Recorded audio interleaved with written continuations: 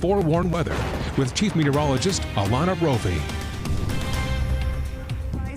Warned us, but it's cold. It's cold, Alana. Oh, December. Are you feeling it? I'm feeling it. Yes. I feel like the month changed and those temperatures dropped. This storm system helped. The one that brought some light snow showers to portions of northern Utah. Web submission tonight from the Wasatch Front. Even when it's freezing, it's still really pretty. And not everybody can say that. Hal shared this one from Tooele. Thank you, Hal, for thinking of us. We did see a few snow showers holding on into the evening. Bountiful bench northwest flow will do that. Some low-level moisture holding steady, but now that storm system has exited. As we look at totals, barely measurable moisture, half an inch on the Ogden bench, measurable moisture in Cedar City, Alpine, Manti, Logan. You know where it wasn't? Well, it's Salt Lake International, where we only picked up just barely over a trace of rain, which means our snowless streak continues. We're in the top 5, 260 days since our last snowfall in Salt Lake City. March 18th was the last one. We've got to get some valley snow. Maybe we will in this next go around. Some snow caught here on our Ensign Peak time lapse as the clouds were moving through. Yeah, higher elevations, but not on the valley floor. Satellite shows that northerly flow, keeping our temperatures below average. Dry conditions out there tonight. We've got high pressure moving in. You see it trying to sneak in to the corner of the state. This ridge is going to set up. It's going to be brief, but it brings a quieter Thursday. Current fog popping up in the mountains. Some patchy fog can be expected, especially where we just saw that moisture. Time-lapse video from our Black Desert Sky Camp shows southern Utah. Doesn't that look inviting? No, it was only in the 50s. That's still on the cooler side, but it's a pretty shot coming from the south. High temperatures today, 42 in Salt Lake. That is average. So right around where we should be. 50s in St. George, 30s and 40s on the I-15 corridor. 30s for the high in Logan, 20s and 30s in southwestern Wyoming.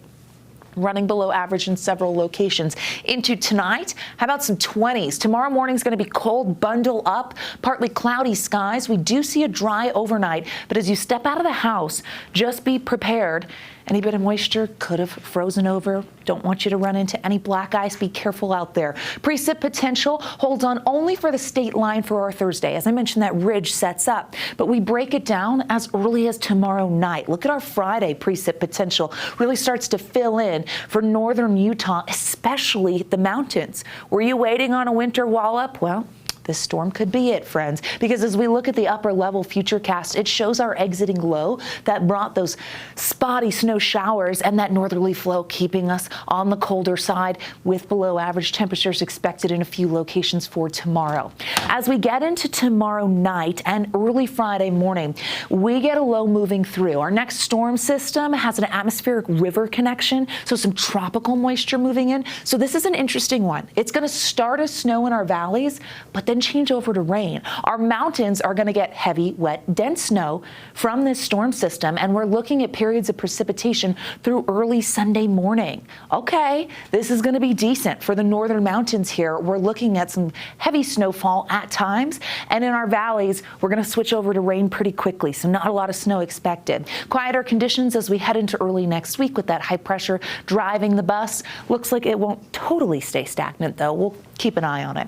Winter storm watch has been posted for the Wasatch Mountains, the western Uintas. So this is an area where we've got to be careful here. The Bear River Range is included in this. This goes into effect tomorrow night, will likely evolve into a warning. Let's talk snow elevation because we've got cold air in place when the storm starts. So we've got snow levels on the valley floor, but by Friday afternoon and evening, they're moving to the benches. By Saturday, that snow level includes mountain valleys and mountains, but it's rain below that, meaning we will see rain on the valley floor. We stay close to 6,000 feet into Sunday morning. Let's look at that moisture. High pressure moving in. You see the moisture from the Pacific Northwest. It starts to move in, and it starts as snow. Here we are at 2 a.m., cold air in place.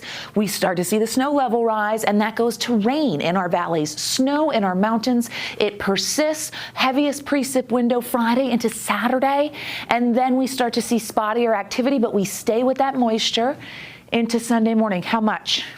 Trace to an inch before it turns to rain in our valleys. Benches 1 to 6. Ogden Valley and Park City 6 to 12. Heber 2 to 6. So the Wasatch back looking at decent snow. Our mountains 1 to 3 feet for the upper Cottonwoods, 1 to 2 for places like the Bear River Range and Tony Grove. Western Uintas will be on the lower end, but 8 to 18 is, hey, not bad. Central Mountains 2 to 5 there. 30s and 40s tomorrow. It definitely feels like December. And as we take a look at the next 7 days, you've got 50s turning to 60s. So here comes the warmth. Tropical moisture brings warmer air as we look at the Wasatch Front. Those numbers in the 40s.